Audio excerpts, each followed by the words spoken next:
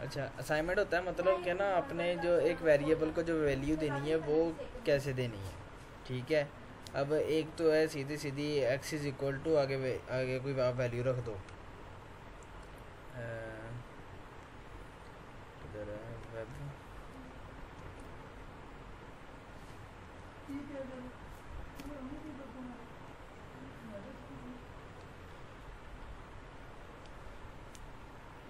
अच्छा जी, एक तो है कि अपना क्लास 4.html।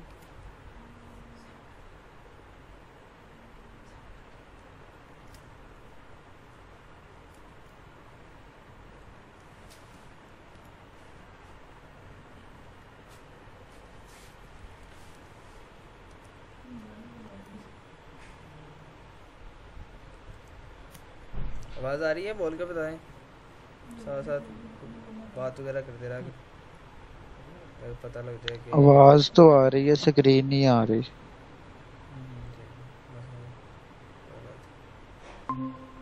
साथ साथ तो बातों को जवाब देते रहा करें ताकि पता लग जाए कि यहाँ पे ही हैं सारे। अच्छा जी, एक तो जो हमने पहले किया है, जैसे हम एक वेरिएबल को लेटर साइन करते हैं, यहाँ पे एक पैराग्राफ बना लेते हैं जो जहाँ पे हमने शो कराना है आईडी आउटपुट। अच्छा, एक तो है कि हम let x is equal to 10 कर दिया। ठीक है। अब असाइन करना मतलब हमने जो 10 की वैल्यू है, ये जो वैल्यू है 10, ये हमने एक्स वेरिएबल को असाइन कर दी है, मतलब हमने उसको ये वैल्यू दे दी है। अब यहाँ पे मैं एक वेरिएबल बनाता हूँ let y is equal to x. अब एक्स की वैल्यू क्या है इस टाइम है? एक्स की 10 वैल्यू क्या है?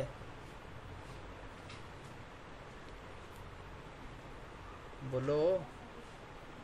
10 10 है। अब 10 वाई की वैल्यू क्या है? वाई की भी 10। हाँ, क्योंकि हमने जो एक्स था वो हमने वाई को साइन कर दिया है, क्यों फिर इस तरह फिर जो एक्स की वैल्यू होगी वो वाई की वैल्यू भी हो जाएगी। ये तो था सिंपल असाइनमेंट।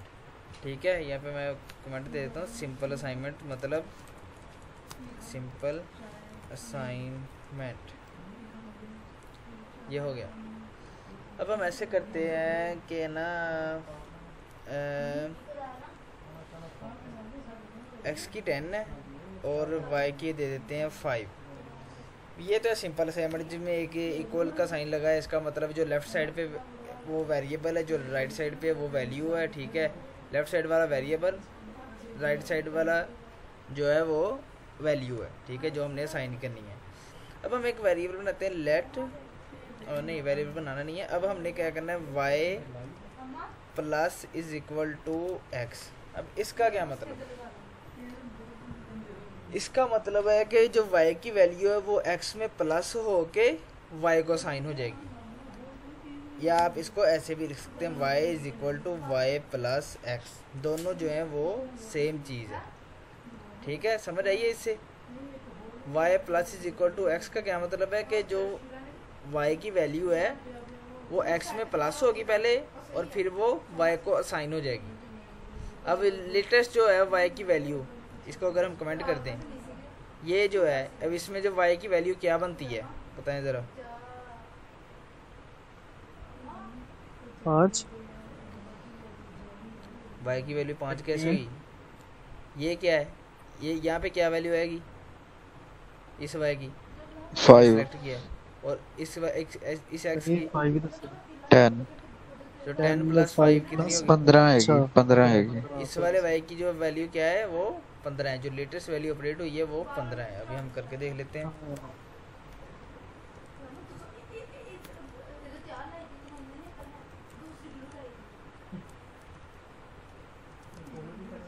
वाई, ठीक है, ये हम चेक कर लेते हैं।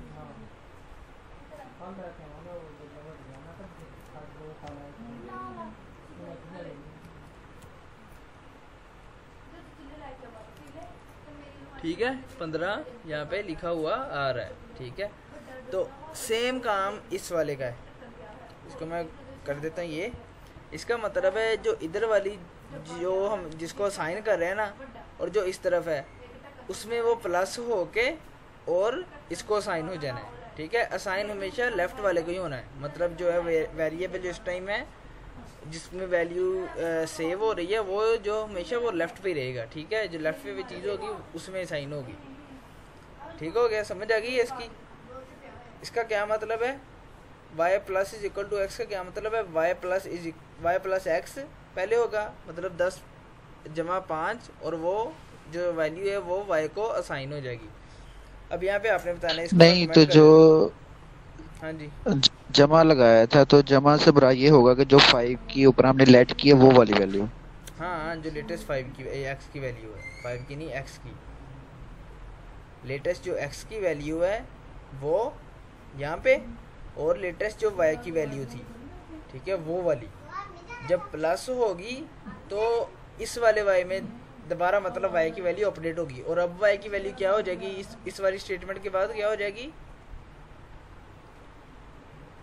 बोले 15। हाँ ठीक है, फिर 5 नहीं रहनी, फिर अब इस वाई की वैल्यू जो है वो क्या हो गई है 15। ठीक हो गया, समझ आइए। इसमें जो नीचे वाला चूंकि दोनों का तो सेम है तो फिर हम नीचे वाला यूज कर लें।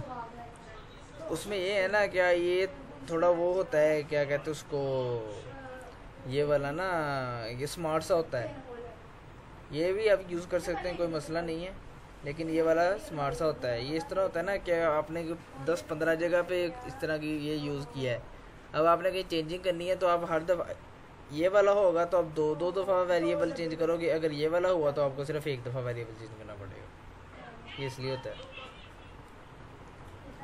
ठीक हो गया, समझ आइए। ठीक हो गया।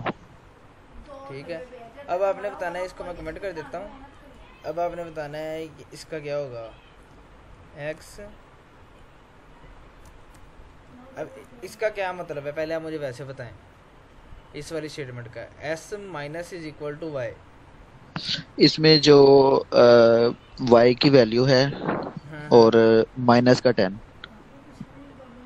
नहीं, जो इधर वाली वैल्यू है ना वही पहले आनी है। पिछली दफ़ा हम क्या आया था पहले, नहीं y तो वो प्लस आएगी तो चूंकि माइनस है तो -10 हो जाएगा ना। 10 किसकी वैल्यू है, x की है y की, x की वैल्यू है। तो x पहले आया है, 10 माइनस y होगा। अच्छा वो x जो माइनस माइनस है y, वो सेंटर में आएगा। ठीक हो गया। हाँ सेंटर में आना है ना, x minus y is equal to x, मतलब वो x को असाइन हो जाएगा। तो x माइनस वाई, अब इसकी वैल्यू क्या होगी x की, 5 क्या वैल्यू, हाँ यहाँ पे रिफ्रेश किया तो ये x की वैल्यू जो है वो 5 शो हो रही है। इसी तरह बाकी जो ऑपरेटर थे उनके साथ हम इस तरह कर सकते हैं। ठीक है, तो उसका क्या मतलब होता है कि जो लेफ्ट में वैल्यू है उसमें जो ऑपरेटर आना है उसके और जो अंदर वैल्यू पड़ी है उसके दरमियान में आना है, मतलब कि x is equal to x minus y, ये इसका मतलब था इस वाली स्टेटमेंट का। ठीक है, अगर ऐसे ही हमने मल्टीप्लाई का करना हो, यहाँ पे मल्टीप्लाई का साइन आएगा। ठीक है, इसका ये मतलब होगा ये। ठीक है, अब यहाँ पे मल्टीप्लाई का साइन है तो इसकी क्या वैल्यू आएगी, इसका क्या आंसर आएगा यहाँ पे बताएं ज़रा। 50। ठीक हो गया, समझ आ गई है ना, 50 आंसर आ गया। तो अगर इसमें कुछ इक्वेशन इस तरह की हो जैसे x की वैल्यू है वो हमें दी जाए 10x² प्लस 10x, मतलब दो करके, और इसी तरह y की हो x के साथ, तो फिर वो कैसे करेंगे, मतलब 10 के साथ लगा देंगे 10x² प्लस 10x जैसे मैथ में होता है अलजबरा में। यहाँ पे मैथ थोड़ी हो रहा है, यहाँ पे आपने वैसे वो बताना है, क्या उसको कहते हैं, एक्स स्क्वायर नहीं होगा यहाँ पे, वो होगा क्या उसको कहते हैं यार। अब यहाँ पे आप कह रहे हैं कि मतलब 10x का स्क्वायर है, मतलब 10 मल्टीप्लाई बाय x और x का होल स्क्वायर, ऐसे कह रहे हैं। तो इसको हमने क्या कर देना है, ये देखें ज़रा, इसको हमने क्या कर देना है, इसको मैं कमेंट कर देता हूँ। पहली आप कह रहे हैं 10x का स्क्वायर, मतलब 10 मल्टीप्लाई बाय, बल्कि यहाँ पे तो पहले ही वो है, नया वो बना लेते हैं वो ना वेरिएबल,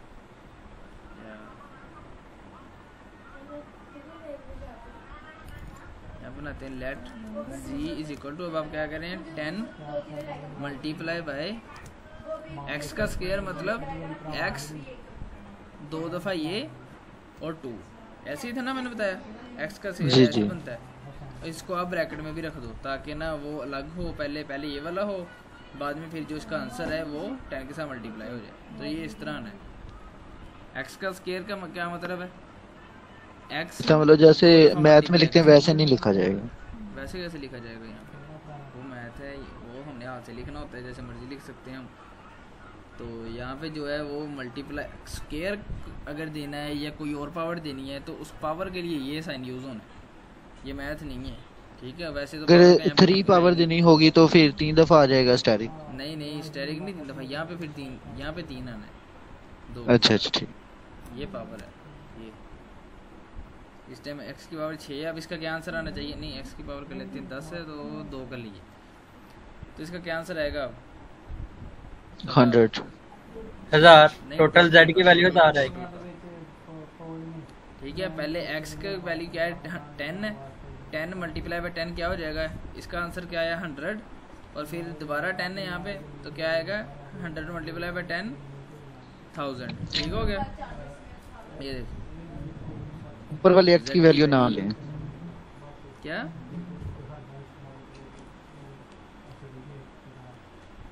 क्या कह रहे हैं,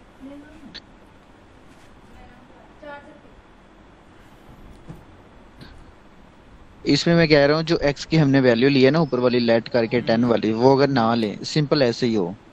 तो सिंपल ऐसे क्या मतलब, फिर एक्स की वैल्यू क्या है यहाँ पे, नहीं तो वो इकट्ठा नहीं हो जाएगा फिर 10 एक्स का स्क्वायर। नहीं ये ऐसे थोड़ी होता है, यहाँ पे हमने मैथ नहीं करना, यहाँ पे हमने प्रोग्रामिंग करनी है, ठीक हो गया, समझ आ गई। हम इस तरह ये देखें ज़रा, इक्वल का साइन है मतलब simple equal, plus is equal to का साइन है इसका मतलब ये वाला, ठीक है। आप जब ये कर लें ना तो उसके बाद यहाँ इस वाले इस वेबसाइट पे आके एक नज़र मार लिया करें, ठीक हो गया। अच्छा ये ज़रूरी नहीं है, ये अभी आप रहने दें, ये उन्होंने बता दिया इस तरह, ठीक है। अब प्रेसिडेंस का क्या मतलब है कि जैसे मैथ में नहीं होता बोर्ड मास का तरीका, जिसको कहते हैं हम बोर्ड मास, आपने पढ़ा होगा, या डमास, ठीक है। उसका क्या मतलब होता है, डिवीजन पहले, फिर मल्टीप्लिकेशन होगी, उसके बाद होगी जी सब्सट्रैक्शन और प्लस, मतलब बराबर होंगे। तो अब यहाँ पे मैं एक इक्वेशन बनाता हूँ, आपने बताना है कि उसमें पहले कौन सी चीज़ होगी, फिर कौन सी चीज़ होगी, उसके बाद कौन सी चीज़ होगी, ठीक है। यहाँ पे आया है जी 10 plus 20 multiply by 2 minus 4 divide by 2। अब यहाँ पे आपने बताना है कि पहले कौन सा हल होगा और क्या लास्ट पे क्या वैल्यू आएगी जी की। अब बताएं ज़रा, मैथ के हिसाब से बताना है आप, इसमें किस तरह चलेंगे। पहले डिवीजन वाला होगा, हाँ, डिवीजन में -2 आ जाएगा, यहाँ पे आ गया जी -2, ठीक हो गया। फिर उसके बाद 20 × 2 होगा, ठीक हो 40 गया, हो जाएगा। आंसर आ गया 40, ठीक है। 10 हाँ प्लस जी, 40 अब माइनस 2, चूंकि प्लस और माइनस हो गए हैं तो वो इकट्ठे भी कर सकते हैं हम। हाँ ठीक है। क्या आंसर आएगा इसका, तकरीबन आएगा 48। ये देखो ठीक हो गया, जैसे उसमें होती है वैसे ही इसमें होगा, ठीक है। अगर ब्रैकेट है तो वो ज़ाहिर बात है पहले ब्रैकेट ही सोल्व होगी, ठीक है। अगर यहाँ पे मतलब हम माइनस वाले में कर देते, इसको माइनस, इसको ब्रैकेट में रख देते तो अब कैसे होगा, पहले ब्रैकेट हल हो गए, -2 आएगा, फिर डिवीजन का आएगा। हाँ फिर डिवीजन का होगा, फिर -1 यहाँ पे आ जाएगा, -1 मल्टीप्लाई बाय 20 होगा तो उसका -20 हो जाएगा, और 10 -20 और जवाब आ जाएगा -10, ठीक है। ये देखो इस तरह होगा, ठीक हो गया, समझ आ गई है। जो प्रेसिडेंस है वो मैथ के साथ ही मैथ वाली तरह ही होगी। अच्छा अब हम इनमें करते हैं जी क्या उसको कहते हैं, डाटा टाइप्स। डाटा टाइप्स क्या होती हैं, जैसे अब हमने पढ़ा है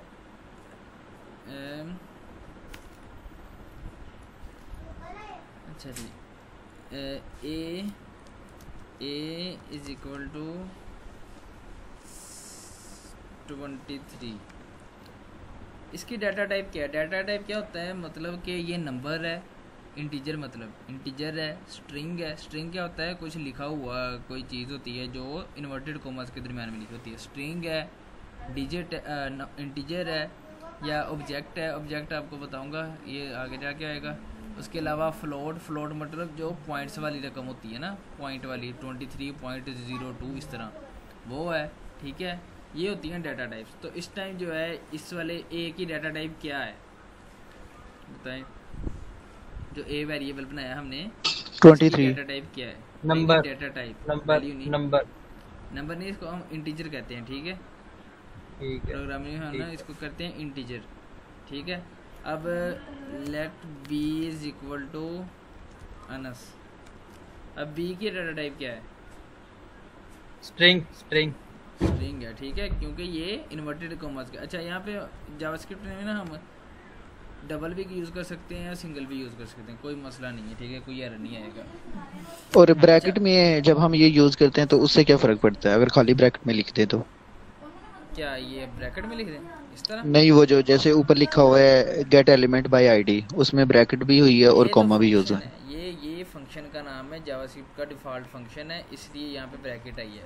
किसी भी प्रोग्रामिंग मतलब किसी नहीं कुछ प्रोग्रामिंग लैंग्वेजेस हैं, उनके अलावा जो हमने पढ़ी है ना, जावास्क्रिप्ट हो गई, PHP हो गई, उसके अंदर अगर किसी चीज़ के साथ इस तरह ब्रैकेट आ रही है, ये ब्रैकेट आ रही है, ABC के साथ ब्रैकेट आई है, तो इसका मतलब है कि ये एक फंक्शन है। ठीक है, ये ABC नाम का एक फंक्शन है, इसके साथ अगर ब्रैकेट आई हुई है। अब इसके साथ ब्रैकेट आई है, ठीक है, तो इसका मतलब है कि ये एक फंक्शन का नाम है। हम कुछ फंक्शन होते हैं बाय डिफ़ॉल्ट होते हैं, कुछ फंक्शन होते हैं जो हम बनाते हैं। तो जो इसमें इनबिल्ट फंक्शन आपने नाम लिखा है अपना, उसके साथ ब्रैकेट लगा सकते हैं कॉमा के बजाय?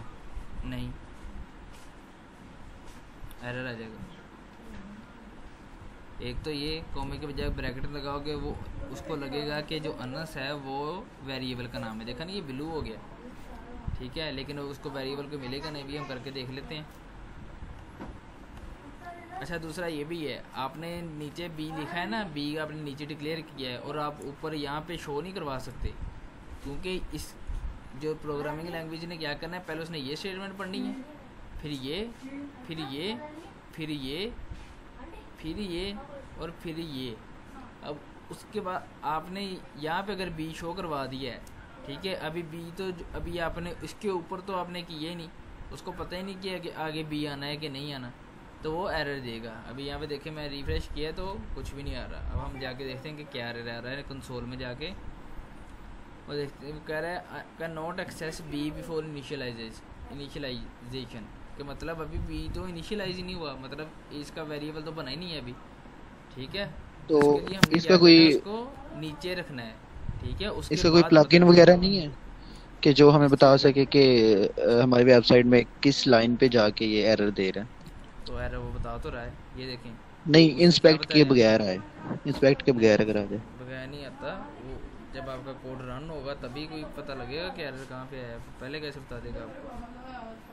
वेबसाइट तो ब्राउज़र में चलती है, ब्राउज़र में ही एरर का पता लगना है। अब यहाँ पे देखिए, यहाँ पे आ रहा है क्लास 4.html की लाइन नंबर 20 पे और कॉलम नंबर 55। कॉलम क्या होता है? ये एक जो करैक्टर है ना, ये एक कॉलम है। ठीक है, ये दूसरा, तीसरा, चौथा, पाँचवा, छठवां, इस तरह। ठीक है, अब लाइन नंबर ये कौन सी है? ये अच्छा, ये तो मैं नीचे ले आऊँ। पहले लाइन नंबर 20 कौन सी थी जी? ये वाली। ठीक है, लाइन नंबर 20 के यहाँ पे एरर था। ठीक हो गया। अच्छा, अब यहाँ पे अनस जो है वो ब्रैकेट के अंदर लिखा है। मैं दोबारा रिफ्रेश करता हूँ, वो कह रहा है अनस इज़ नॉट डिफाइंड, कि अनस जो अनस नाम का तो कोई वेरिएबल ही नहीं है। ठीक है, उसको लग रहा है कि अनस वेरिएबल है। ठीक है, तो इसके लिए हमें इसको इसके अंदर स्ट्रिंग के अंदर शो करना पड़ेगा।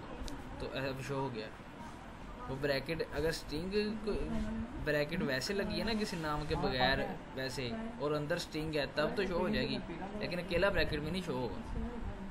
ठीक है, डाटा टाइप हो गई, ये हो गई, ये हो गई, इसके अलावा स्ट्रिंग हो गई, नंबर हो गई। उसके अलावा कौन सी है जी?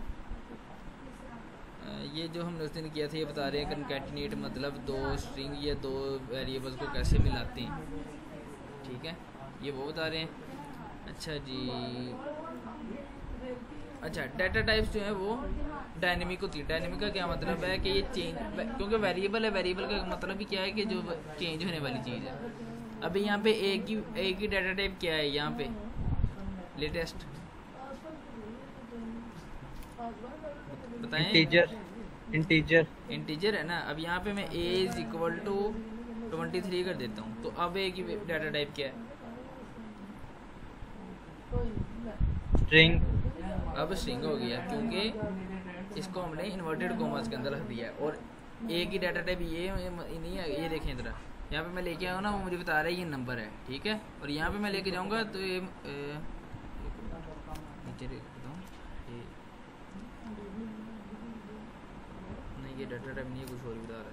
अच्छा, इसकी कोई है शायद PHP में तो है, आप किसी का ना डाटा टाइप मालूम कर सकते हैं, उसका फंक्शन है एक, इसका नहीं है शायद।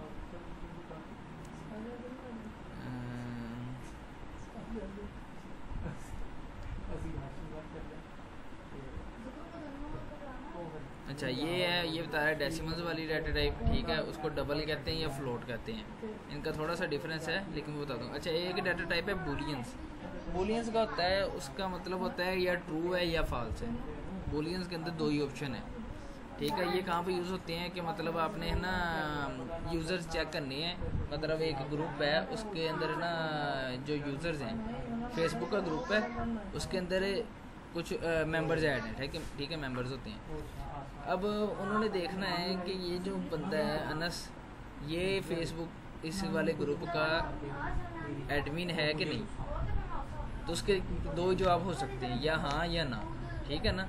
तो इन चीज़ों के लिए यूज़ होते हैं जी बूलियंस। तो वो कैसे होते हैं? लेट क्या उसको कहते हैं, इसको कह लें male is equal to true, मतलब इसका जेंडर जो है वो मेल है, ठीक है। Male is equal to true. अब हमने पता करना हो ये बंदा मेल है या नहीं, तो हम क्या करेंगे, इफ़ अनस इज इक्वल टू मेल, ये बताता हूँ कैसे, नहीं ये भी आप इस पर ध्यान न दें। मतलब आपने ये वहाँ पे यूज़ करने जहाँ पे दो ही पॉसिबिलिटीज़ हों, या हाँ की या ना की, ठीक है। जहाँ पे मल्टीपल की होगी वहाँ पे आप वेरिएबल किसी नंबर वगैरह के साथ यूज़ कर सकते हैं, ठीक हो गया। इसके बाद आती हैं अरेज। अरेज अब क्या होती है? अरेज अब क्या होती हैं ये देखें ज़रा। इस टाइम तो है ना आपने मतलब 3 वेरिएबल्स जो हैं वो अलग अलग, 3 वैल्यूज़ जो हैं वो अलग अलग वेरिएबल में यूज़ की हैं, ठीक है। यहाँ पे अरेज शुरू हो गई हैं। अरेज बहुत ज़्यादा काम आती हैं प्रोग्रामिंग में, मतलब मेन काम ही अरेज का ही है तकरीबन प्रोग्रामिंग के अंदर ना, तो इस पर ज़्यादा तो। अच्छा जी, अब आपने 3 वेरिएबल्स अलग अलग यूज़ किए हैं। मतलब मैं यहाँ पे 3 वेरिएबल्स बनाता हूँ। अनस का एक मेरे नाम का हो गया, एक मेरी एज का हो गया, ठीक है 22, एक हो गया जी let C is equal to नहीं करें, क्या करें,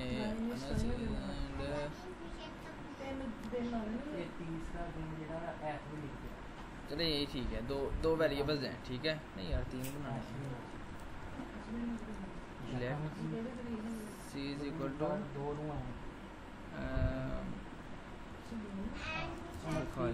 ठीक है। ये मैं मतलब अपनी कास्ट कर रख दिया। अभी अभी मैंने 3 वेरिएबल बनाए हैं, ठीक है। जगह भी ज़्यादा गई है और ये सारा काम हुआ है। अब जहाँ पे मैंने एक ही जगह पे इन 3 वेरिएबल को यूज़ करना है, मतलब मैं इस यहाँ पे मैंने शो कराना है। अब देखें ज़रा, माई नेम इज़, ठीक है। अगर मैं प्लस का लगाऊंगा मतलब इस स्ट्रिंग को अब मैं किसके साथ मिलाने लगाऊं, पहला जो दूसरा जो वेरिएबल था उसके साथ, प्लस बी। अब ये क्या वैल्यू बन जाएगी, क्या आउटपुट बनेगा, my name is plus b अनस, ठीक है। आगे मैं दोबारा प्लस लगाऊंगा और आगे स्ट्रिंग लिखूंगा माई एज इज़, ठीक है। आगे प्लस लगा के एज वाला वेरिएबल यहाँ पे लिख दूंगा ए, फिर प्लस, फिर स्ट्रिंग एंड आई एम आगे प्लस लगा के वो सी वाला वेरिएबल। अभी इसका क्या आउटपुट निकलेगा ये मुझे बताएं ज़रा। यहाँ पे बी की ये वैल्यू है, ए की ये वैल्यू है और सी की ये वैल्यू है। तो बताएं ज़रा इस पूरी का क्या आएगा जवाब। My name is Anas. My age is 22 and I am Bukhari सही है। सईद बुखारी सईद। मतलब जितना भी इकट्ठा हो जाएगा सारा। हाँ इकट्ठा हो गया। अब ये मैंने इतनी 3 लाइनों पे अलग अलग 3 वेरिएबल्स बनाए हैं। अब मैं एक और तरीके से इसको कर सकता हूँ, ठीक है। जहाँ पे आपने ए की जगह पे कोई चीज़ यूज़ करनी है तो वहाँ पे आप अरे बना सकते हैं। तो अरे कैसे बनती है, लेट ए आर, ये नाम है, ये आप कोई भी रख सकते हैं, ठीक है, इज इक्वल टू अरे नहीं, A R is equal to, ये साइन है, इसके अंदर मैंने क्या रखना है, सबसे पहले रखना है मैंने 22 कोमा डाला, बाद में रख दिया मैंने स्ट्रिंग के अंदर अनस कोमा डाला, बाद में मैंने रख दिया बुखारी सैयद, ठीक है। अब इसके कितने वो बने हैं, कह लें आप के कितने एलिमेंट्स बने हैं इस अरे के, एक है, ये दूसरा है, ये तीसरा है, ठीक है। मतलब हमने 3 वेरिएबल्स की वैल्यू जो है वो एक अरे के अंदर ही बस इकट्ठी कर ली है। अब इनको हमने एक्सेस कैसे करना है, जहाँ पे हम पहले तो हम था ना कि अलग अलग वेरिएबल्स थे तो उनके नाम से हमने एक्सेस कर लिया, लेकिन अब अरे को हम कैसे एक्सेस करेंगे, तो वो हम लिखेंगे ए डबल आर, आगे ये ब्रैकेट स्क्वायर ब्रैकेट, ठीक है। आगे हमने लिखना है कि किस वाले इंडेक्स पे ये वैल्यू पड़ी है, इसकी क्या पोजीशन है। इस टाइम ये बुखारी से नहीं, अनस की क्या पोजीशन है यहाँ पे इस रे में, सेकंड है, ठीक है। लेकिन जो अरे है ना वो हमेशा शुरू होती है 0 से, ठीक है। अरेज उनका हमने शुरू करना है 0 से, तो इस टाइम इसकी 0 पोजीशन है, इंडेक्स कहते हैं इसको पोजीशन को, ठीक है। अनस की क्या है, अनस की क्या है, फर्स्ट पहला इंडेक्स है, ठीक है, और बुखारी सैयद की सेकंड इंडेक्स है। अब यहाँ पे मैं क्या लिखूंगा, नाम लिखने के लिए, नाम शो कराने के लिए कौन सी पोजीशन है अनस की, फर्स्ट वाली, ठीक है, 1, फर्स्ट नहीं 1 कहना है, फर्स्ट तो यही है मतलब, लेकिन पोजीशन इसकी 0 है, फर्स्ट 0, ठीक है। अब आगे एज की क्या लिखेंगे, कैसे लिखेंगे एज, अगर हमने यहाँ पे शो करवानी है तो बताएं, आप बताएं। 0, क्या अकेला 0 लिख दूं, रेयर लगा के, अरे ठीक है, ए डबल आर ये वेरिएबल का नाम है, ठीक है। आगे स्क्वायर ब्रैकेट और 0, ठीक है। इसी तरह फिर आगे ये जो अरे इन्होंने पूरी लिखी है, ये पूरी भी लिख सकते हैं, क्या मतलब, वो जो अरे का प्रेस करते हैं ना ए डबल आर, तो वो पूरा आता है A double R A Y. नहीं वो फंक्शन है इसका अलग, वो नहीं लिखना, मतलब यहाँ पे आप कोई भी नाम लिख सकते हैं ना, ए डबल आर की बजाय, ये देखें जरा, ए डबल आर की बजाय मैं यहाँ पे लिख दूँ इन्फो, ये तो मेरी मर्जी है, ये नाम है एक वेरिएबल का, वो मैंने अपनी मर्जी से देना है। जैसे वो ABC पहले मैं दे रहा था, यहाँ पे मैं D लिख सकता हूँ, तो वो कोई मसला नहीं है, ठीक है। अब यहाँ पे क्या है, अरे की जो नंबर 1 इंडेक्स पे जो वैल्यू थी वो आ जाएगी, यहाँ पे नंबर 0 इंडेक्स पे थी वो आ जाएगी, यहाँ पे नंबर 2 इंडेक्स पे जो वैल्यू थी वो आ जाएगी। मैं रिफ्रेश करता हूँ, वो देखें ज़रा, ठीक है, बिल्कुल उसी तरह आ रहा है। तो अरे किस लिए यूज़ होती है, अगर आपका डाटा एक तरह का एक ही जगह पे यूज़ होना है तो उसके लिए हम अरे यूज़ कर लेते हैं। जो आपका डाटा डेटाबेस से आता है वो भी अरे में आता है। वो कैसे अरे में आता है ये देखें ज़रा,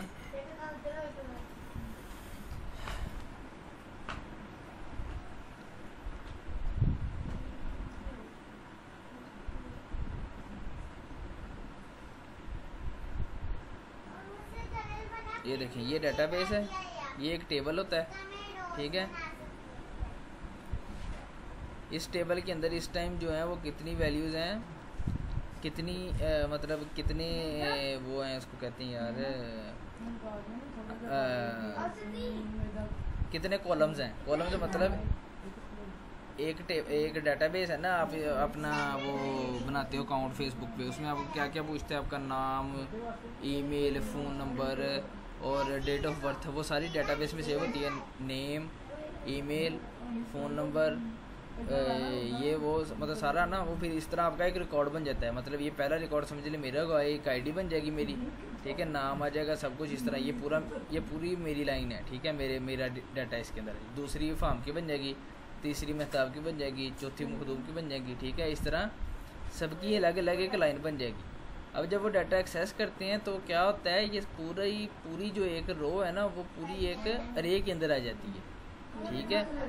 तो उससे फिर हम एक्सेस कर वो मतलब वो एक्सेस करके आपको शो करवा देते हैं, ठीक है। ये जब हम PHP करेंगे तो उसमें आएगा, ठीक है। समझ आ गई है अरेज की। और ये थोड़े जो हमने आज वेरिएबल की है, ये जो अरे वाला फंक्शन है, ये कल जो हमने पढ़ा था लेटेक्स को, अगर 3 हम उसमें वेरिएबल डाल दें, 7 कोमा डाल दें तो अलग अलग लाइन पे आ जाते हैं, उसकी तरह है ना। जैसे कल हमने लेटेक्स किया था ना, तो आगे हम 3 वैल्यू डाल रहे थे। कौन सी? वो कोमा डाल के अगर हमने एक लाइन में ना लिखना हो उसे, कोमा डाल के वैल्यूज को अलग कर रहे थे। इसमें हाँ भी जी, कोमा वो मैंने भी किया था और टेबल वाला भी किया था, वो दोनों ही नहीं हुए। वो जो हमने टेबल बनाया था 5 का और अपने नाम को जैसे अनस लिखा था वो एक्सटेंड हो जाता था 5-6 बारी।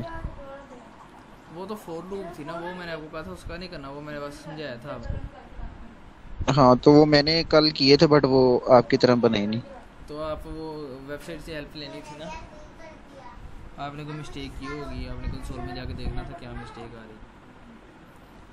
वो नहीं, आपका जो काम होता है ना आप उस पर ही आप वही किया करें। आप अगर आगे वाला करेंगे तो कंफ्यूज हो जाएंगे, क्योंकि अभी आपको वो सही तरह वो करवाया नहीं था। वो तो मैंने बस ऐसे ही मतलब इन्फॉर्मेशन दी थी। ये वाला अब आपने करना है रे का, ठीक है। अब समझ लें मैंने ये जो है 22, इसको किसी और वेरिएबल के अंदर प्लस करके मैंने रखना है। Let m is equal to, मैं चाह रहा हूँ कि ये जो 22 है ना, ये जो अरे के अंदर 22 है वो है ना 10 के अंदर प्लस हो और उसकी वैल्यू m में सेव हो जाए। तो वो मैं कैसे करूँगा बताएं ज़रा। नहीं मतलब मैं ऐसा चाह रहा हूँ कि है ना मेरा जो डेट ऑफ बर्थ का जो ईयर था, जो जिस साल में पैदा हुआ, वो मैं निकालना चाह रहा हूँ। तो मैं क्या करूँगा, जो करंट ईयर चल रहा है 2022, उसमें से 22 निकालूंगा तो 2000 आ जाएगा, जो कि मेरा पैदाइश का साल है, ठीक है। अब यहाँ पे मैं इसको कैसे लिखूँगा ये बताएं ज़रा। इसमें जैसे वो नहीं, जैसे वो कहते हैं DD/MM इस तरह करके। नहीं 2022 तो हमने वैसे लिख देना है ना। अच्छा, 2022 लिख के -0, हाँ इन्फो लिख के, सॉरी इन्फो लिख के फिर ब्रैकेट के अंदर 0, इन्फो ब्रैकेट की बड़ी वाली हाँ, स्क्वायर, ठीक है। ये अपनी मर्जी नहीं है कि जो मर्जी ब्रैकेट लगा लो, ठीक है। ये बड़ी के साथ ब्रैकेट, सिर्फ हाँ, स्क्वायर वाली ब्रैकेट, हाँ, और इसके अंदर आगे 0 लिखना है 0, ठीक है। और आगे स्टेटमेंट बंद, ठीक है। यहाँ पे मैं जाके इसको मैं करूँगा ना,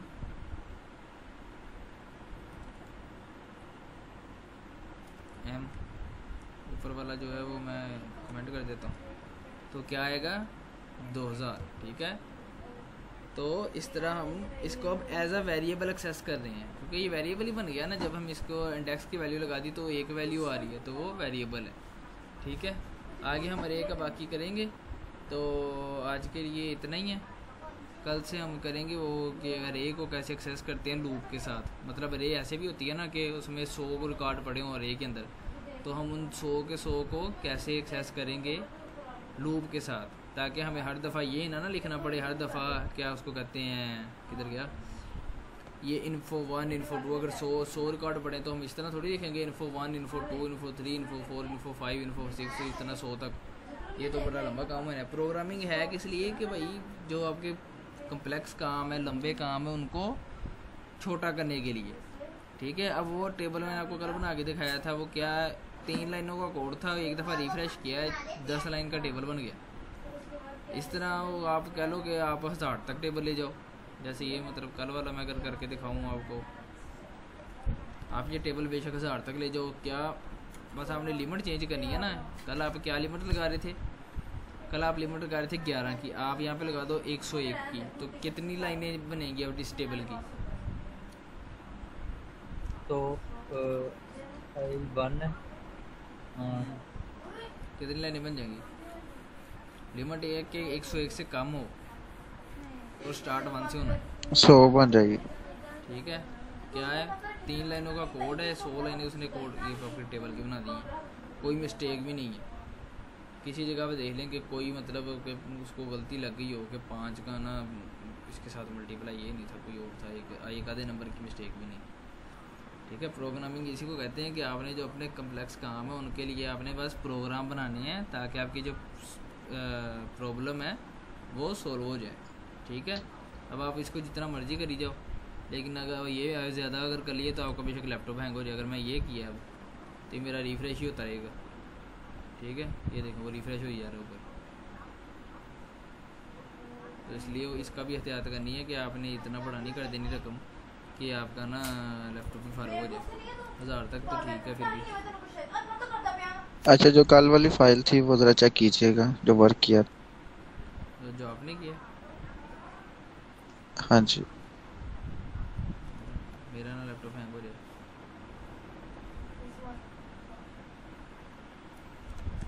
तो ये लूप चलाने यही नहीं है कि आपने चला देनी है। हम इस तरह वो यूनिवर्सिटी के लैपटॉप कर देते तो हैंग कंप्यूटर इतना नहीं करना।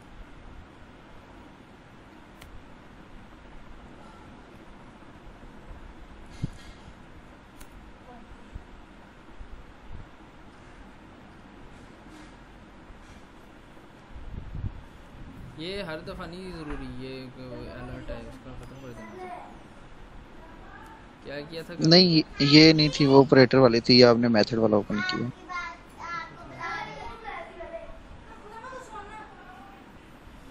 अच्छा जी, ठीक हो गया प्लस में।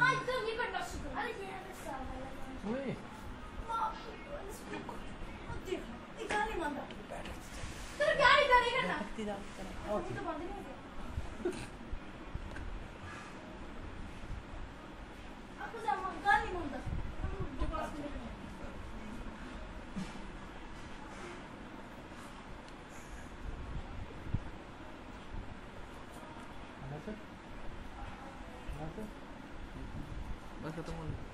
पैसे दे हैं? नहीं तो दो नहीं। एक मिनट बस है। अच्छा, आपने सही किया है क्या? आपका यहाँ पे वो तो है ही नहीं इसमें जहाँ पे ये कमेंट किया है ना इंक्रीमेंट और डिक्रीमेंट वाला, ये नहीं हुआ यार। ये आपने इंक्रीमेंट किया है, ठीक है।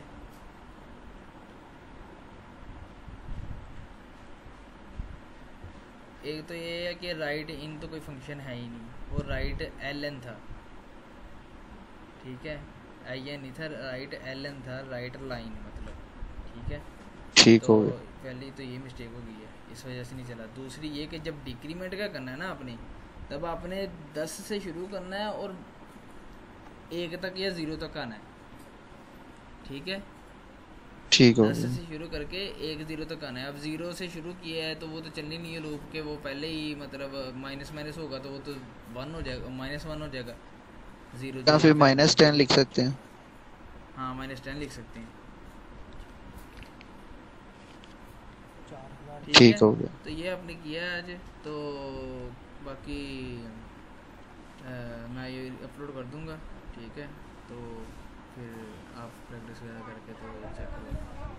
ठीक है, चलें, ठीक हो गया। Thank you so much. अल्लाह हाफिज़।